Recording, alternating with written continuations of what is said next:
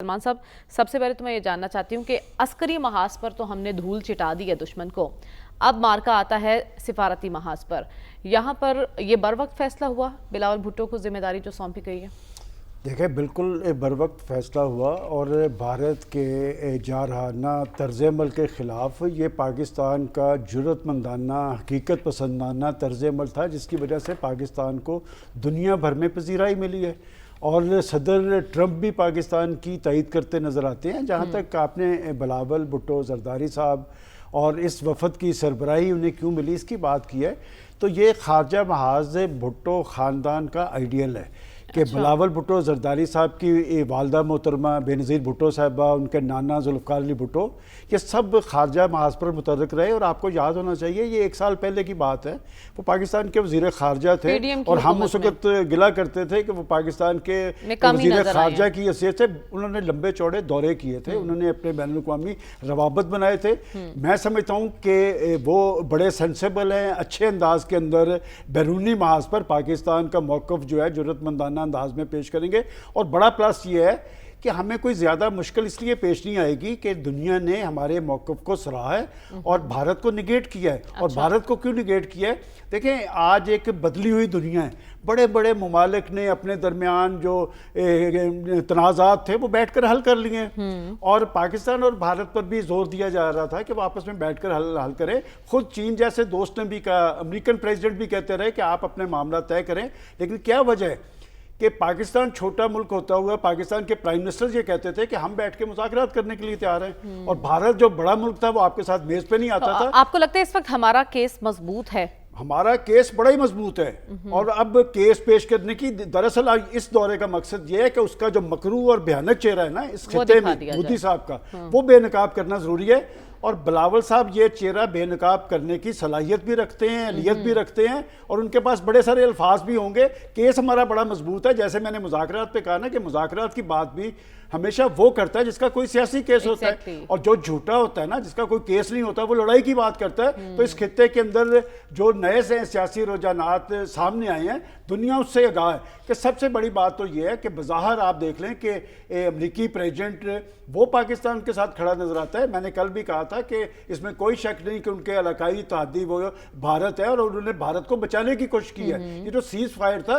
ये जब फेंटी लग रही थी ना, जब चपेड़े पड़ रही थी, तो उन्होंने अपने इलाकाई इत्तेहादी को बचाया था, लेकिन फिर भी उन्होंने पाकिस्तान की तारीफ की है। इसका मतलब पाकिस्तान की पॉलिसीज पे भी जान है, खारजा माज पर भी हमारा एक सियासी केस मौजूद है। और ज़रूरत इस बात की है कि अगर इस खित्ते को जंगो जदल से बचाना है, यहाँ पर कोई अमन और इस्तेहकाम कायम करना है, तो ये मोदी और इसकी फाशिस्ट रजीम का चेहरा जो है दुनिया को जरूर दिखाना होगा कि ये बजाय बातचीत करने के, देखें बात ये कि असल बुनियादी तराजा क्या था। बुनियादी तराजा तो पहलगाम का वाकया था और पाकिस्तान इसमें उनको ताबन की पेशकश कर रहा था। ये ज़रा खोलते ना, मैंने आपको कहा था ना कि ये कभी नहीं खोलेंगे। याद करें, मैंने पहले दिन से कहा था इसलिए नहीं खोलेंगे कि ये किसका किया दर है। ये तो एक जवाब बनाया जा रहा था इस सारे अमल की जो इस खित्ते के अंदर यहाँ पर इस वक्त दुनिया की नजरें इस पे।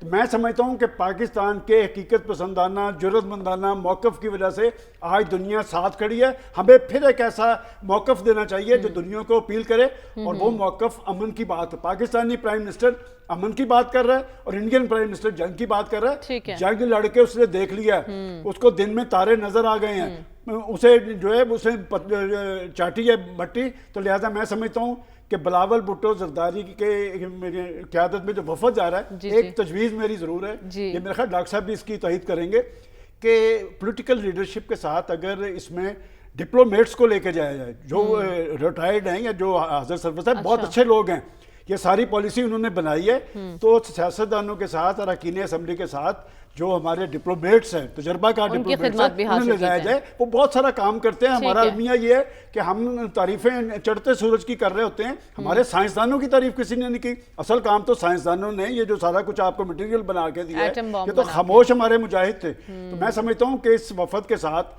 हमारे जो सीनियर डिप्लोमेट्स हैं, तजर्बाकार लोग हैं, उनको भी साथ भेजो। आपकी तजवीज़ आ चुकी है, उम्मीद है कि इस पर गौर किया जाएगा। सलमान साहब, क्या असरात देख रहे हैं आप हालिया कशीदगी के जो पाक भारत के दरमियान की हमारी सियासत पर? पाक भारत एक कशीदगी का अगर कोई फ़ायदा हुआ है तो पाकिस्तान के अंदर जो सियासी कशीदगी थी वो बहुत हद तक कम हुई है।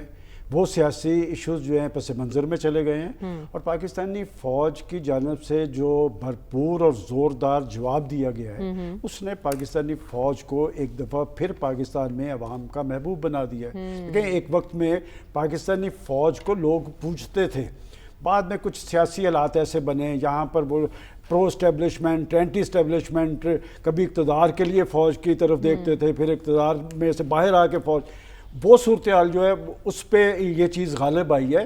اور فوج اور عوام کا جو اتحاد قائم ہوا ہے، اس سے پاکستان کے اندر آپ دیکھیں دنیا بھر میں کسی جگہ بھی پاکستانی کھڑا ہے تو وہ سر اٹھا کے کھڑا ہوا ہے۔ اب بات یہ کہ آپ نے کہا مقبول یا غیر مقبول، اگر اس صورتحال کے اندر کسی کے بارے میں آپ مقبول پوچھتے ہیں تو سیاسی لیڈرشپ کا تو میں کوئی نہیں کہتا۔